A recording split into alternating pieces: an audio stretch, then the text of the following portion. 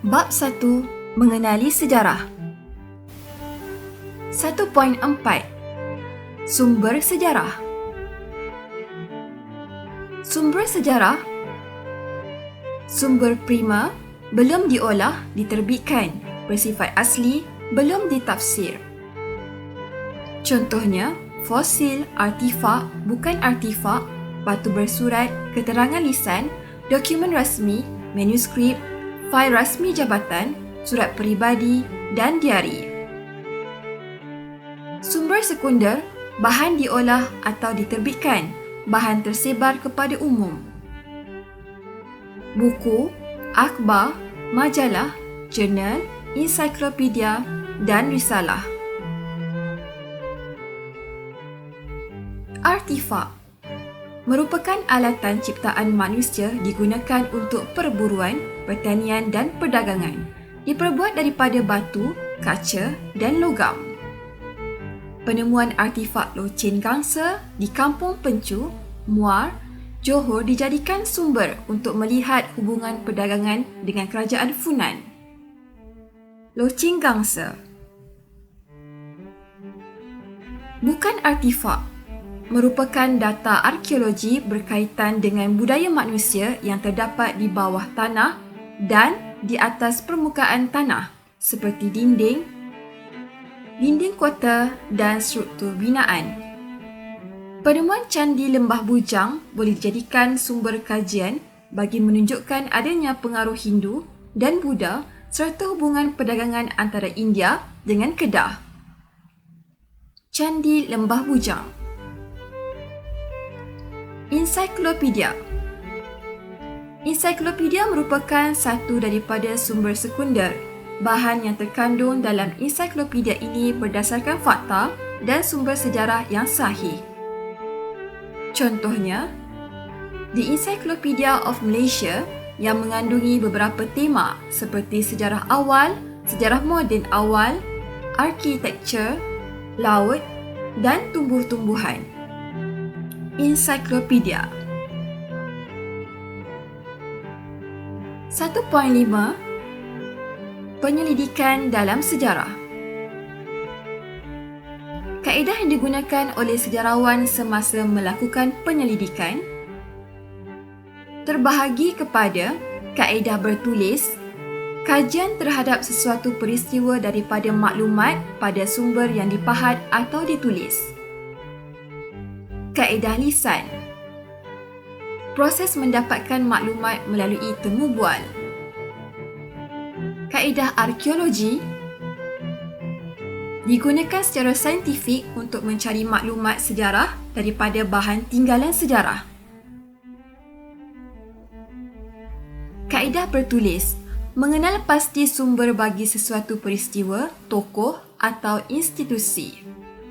Contohnya, jika kita ingin membuat kajian tentang sejarah negara kita, sumber bertulis boleh didapati di negara kita, di Portugal dan Belanda. Sumber bertulis ini juga terdapat dalam bahasa Cina, Sanskrit dan Inggeris. Mendapat dan mengesahkan sumber bertulis tersebut. Penyelidik perlu ke tempat simpanan sumber seperti muzium, arsip atau perpustakaan. Kadangkala, sejarawan akan mentafsir maklumat ini dengan bantuan ahli paleografi dan epigrafi. Mengumpul dan menyimpan sumber yang diperoleh. Bahan atau sumber rujukan yang telah didapati haruslah dikumpulkan di suatu tempat. Sumber hendaklah dicatat dan disimpan bagi memudahkan penyelidik membuat rujukan semula kelak. Menggunakan peralatan yang sesuai, penggunaan teknologi maklumat dan komunikasi serta peralatan arkeologi. Penggunaan peralatan seperti komputer bagi menganalisis data dan sumber, menyunting penulisan di samping menyusun bibliografi dan statistik. Menganalisis. Keupayaan menganalisis dan memberikan perspektif baharu terhadap sesuatu peristiwa sejarah sangat dihargai apabila sejarawan berupaya mengupas dan menjelaskan pertentangan yang wujud pada kajian lepas terhadap peristiwa yang sama.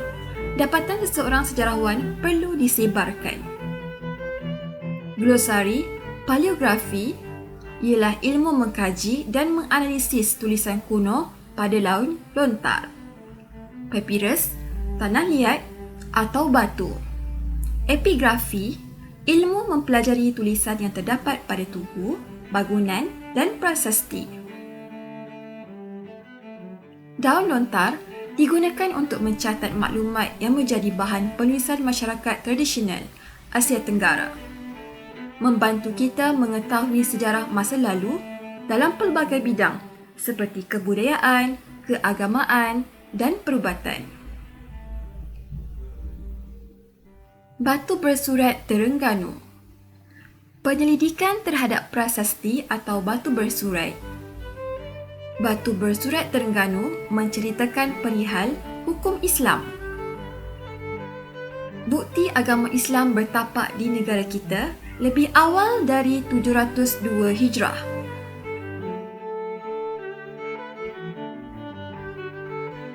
Kaedah arkeologi. Tahap pertama, persediaan. Menentukan tokoh, menentukan skop atau perkara yang akan ditemu bual, memilih soalan yang bersifat pendekatan sejarah. Tahap kedua, rakaman temu bual. Membuat persediaan lengkap dengan mengetahui sebanyak mungkin perkara yang dikaji, terutama dengan meneliti sumber bertulis dahulu, meyakinkan tokoh memberikan kerjasama dan menghargai tujuan pengkajian. Tahap ketiga, memproses rakaman. Membuat senarai dan menyalin atau menyunting rakaman, menilai fakta-fakta dengan sumber bertulis, menyimpan rakaman dengan baik. Kaedah arkeologi merupakan kaedah yang digunakan secara saintifik untuk mencari maklumat sejarah daripada bahan tinggalan sejarah. Antara bahan tinggalan sejarah yang ditemukan melalui kaedah gali cari atau ekskavasi, fosil, tembikar, bahan logam dan binaan daripada batu. Usaha penyelidikan dan langkah mendapatkan pengiktirafan pertubuhan, pendidikan, sains dan kebudayaan bangsa-bangsa bersatu UNESCO serta memperkenalkan warisan negara ke peringkat antarabangsa haruslah disokong. Aktiviti gali cari. Yang pertama, perancangan grid sebelum kerja ekskavasi. Setiap petak diberikan nombor rujukan. Kedua, menandakan kawasan berdasarkan pelan.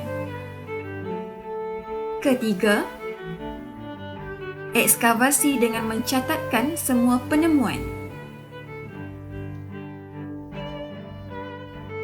Kerja-kerja di makmal arkeologi. Pertama, pemunggahan dan pengisihan. Pengisihan mengikut jenis artifak atau lapisan tanah di tapak. Kedua, pembersihan dilakukan sebelum dikaji. Ketiga, penkatalogan bagi setiap artifak dengan nombor pengenalan. Dan keempat, penganalisisan bagi mendapatkan maklumat sesuatu artifak. Arkeologi bawah air merupakan kajian saintifik tentang sejarah peninggalan manusia yang terdapat di dasar laut, sungai atau tasik. Banyak kapal dagang melalui lautan, laut tenggelam dan segala khazanah warisan kapal karam ini perlu dikaji juga direkod. Di Malaysia, arkeologi bawah air merupakan bidang kajian baru dan semakin mendapat perhatian.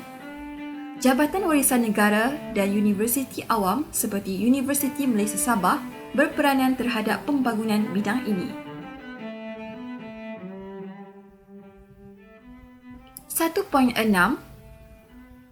Tafsiran dalam sejarah. Apakah tafsiran dalam sejarah? Tafsiran sejarah bererti menerangkan atau mengulas sesuatu fakta sejarah berdasarkan sumber-sumber yang berkaitan dengannya. Mengapakah wujud perbezaan tafsiran dalam sejarah? Tafsiran tentang sesuatu peristiwa sejarah yang sama mungkin berbeza antara sejarawan kerana yang pertama, pemilihan sumber yang pelbagai, perbezaan pandangan, perbezaan ideologi dan tujuan penulisan.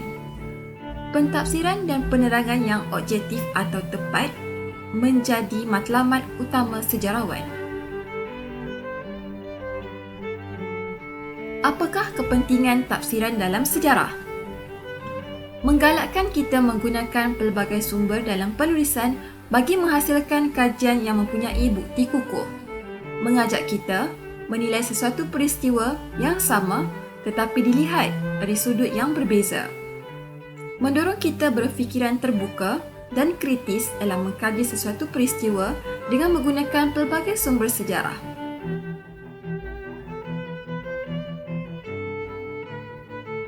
Apakah contoh tafsiran dalam sejarah?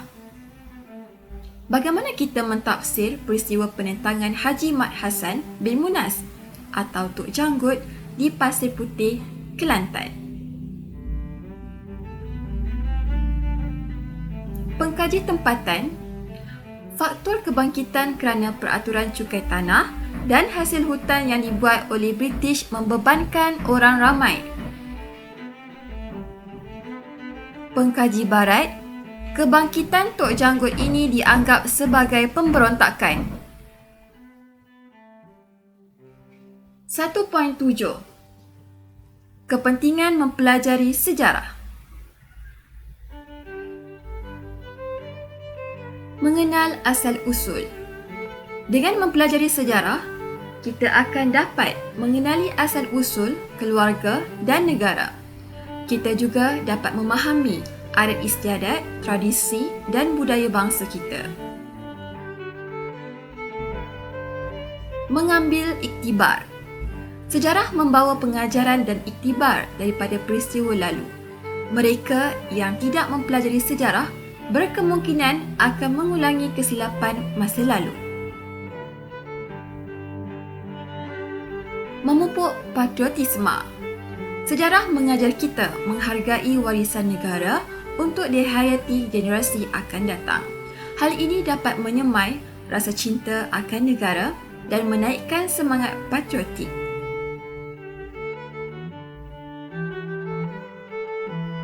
Mengukuhkan perpaduan. Pengetahuan sejarah amat penting kepada generasi kini dalam meneruskan kesinambungan hubungan harmoni antara kaum di negara kita.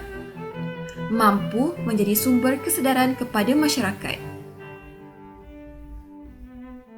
Membangunkan negara dan bangsa. Dapat mengekalkan kegemilangan yang dicapai oleh negara, lebih memahami budaya dahulu dan budaya kini untuk dijadikan perbandingan bagi membangunkan negara dan bangsa. Mengaplikasikan kemahiran pemikiran sejarah. Pemikiran kritis dan analitis dapat ditingkatkan. Kita dapat membuat tafsiran terhadap sesuatu peristiwa. Akan mendorong seseorang memahami peristiwa sejarah secara empati.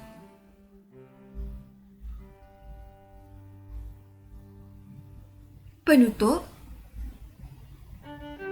anda telah mempelajari maksud sejarah secara umum, mempelajari sumber sejarah, mempelajari kaedah penyelidikan, mempelajari tafsiran sejarah. Kesimpulannya, sejarah mampu membawa kita lebih mengenali diri, keluarga dan negara di samping mengaplikasikan kemahiran sejarah bagi membangunkan negara kita.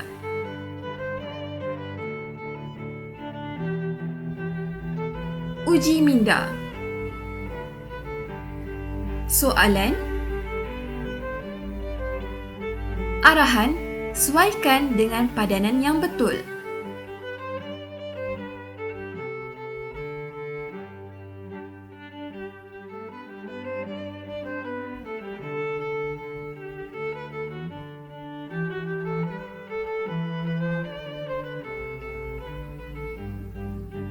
Jawapan. Tafsiran ialah penjelasan, pengertian atau pendapat. Tambu bermaksud riwayat dahulu kala. Iktibar, pengajaran. Monograf, tulisan, huraian atau rencana. Epigrafi, ilmu mempelajari tulisan yang terdapat pada tugu, bangunan atau prasasti. Paleografi, ilmu mengkaji dan menganalisis tulisan kuno pada daun lontar, papirus, tanah liat atau batu.